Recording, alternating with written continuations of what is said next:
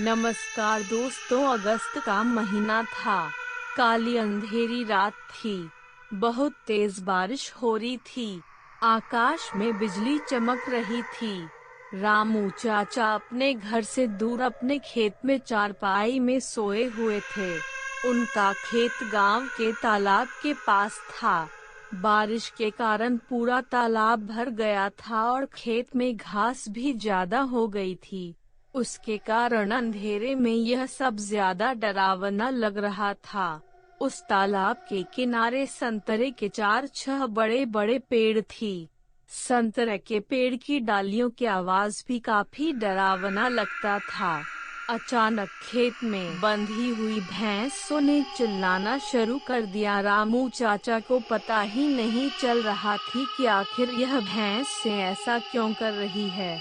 उन्हें लगा कि शायद ठंडी के कारण यह भैंस से ऐसा कर रही होगी। इसीलिए रामू चाचा के खेत में चिमनी जलाई। उस चिमनी के उजाले में रामू चाचा की नजर उनके चारपाई पे पड़ी। उन्होंने देखा कि एक औरत उनकी खाट पर बैठी है। यह देखकर उनका शरीर डर के मारे कांपने लगा। उसी वक्त आकाश में बिजली का तेज झटका हुआ। वैसे तो रामू चाचा के बहादुर थे, लेकिन आज उन्हें भी थोड़ा डर लग रहा था। उसी वक्त काका ने आग में सूखी घास डाली और आग को ज्यादा बढ़ाया। इसकी वजह से वो औरत ठीक से दिखाई दे रही थी। रामू चाचा ने तापने के साथ बैठे बैठे ही बोला कि कौन है, पर कुछ हलचल नहीं मिली।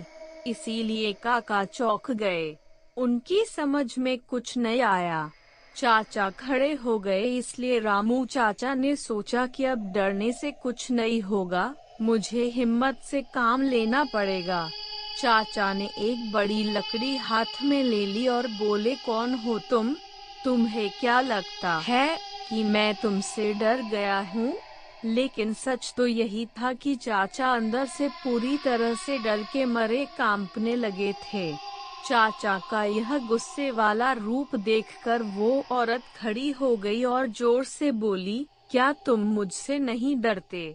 चाचा ने हिम्मत दिखाते बोले, यहाँ से चली जाओ वरना यह लकड़ी से मार मार के तेरा सिर फोड़ दूंगा। इतना ही बोल के चाचा ने लकड़ी उठाई और उसी वक्त उस औरत ने आवाज उठाई, अब तू मुझे मेरे ही घर से बाहर निकालेगा? यहाँ पर तो मेरा बचपन गुजरा है। यह मेरा ही घर है, मैं यहाँ सालों से रह रही हूँ। यह सुनकर चाचा का डर और गुस्सा दोनों ही शांत हो गए।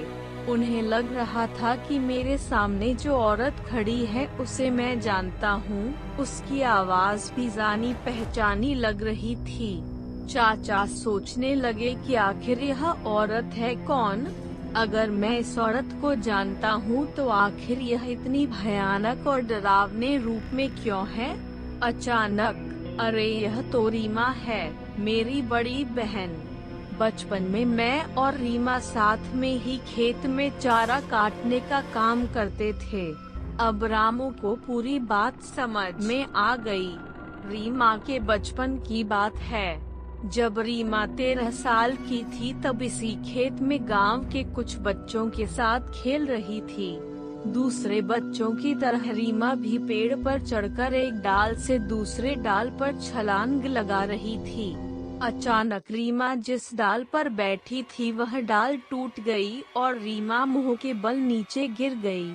यह देखकर सारे बच्चे डर के मारे चिल्लाने लगे।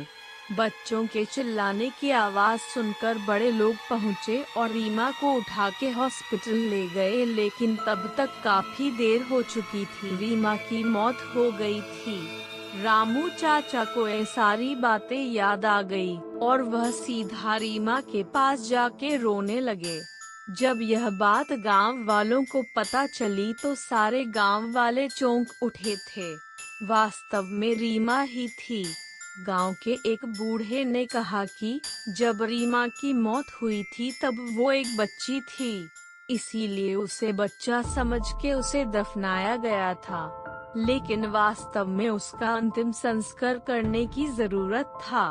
इसीलिए रीमा की आत्मा आज तक भटक रही है। रामू चाचा ने तुरंत ही रीमा को जहां दफनाया गया था वहां से उसे निकाला। किसी की भी हिम्मत नहीं हो रही थी कि कोई उसके पास भी जा सके। उसी वक्त रीमा की आत्मा ने गांव वालों के सामने आके कहा कि हाँ, आपकी बात सही है, मैं मर चुकी हूँ। आप लोगों को मुझसे डरने की जरूरत नहीं है। मैं अभी भी इसी गांव की बेटी हूँ, लेकिन मैं आज तक भटक रही हूँ। मुझे मुक्ति दीजिए। बाद में रामू चाचा ने रीमा के शव का अंतिम संस्कार किया और उसकी आत्मा को शांति दिलाई। दोस्तों, आपको कहानी अच्छा लगे तो चैनल को सब्सक्राइब करें, वीडियो को लाइक करें। धन्यवाद।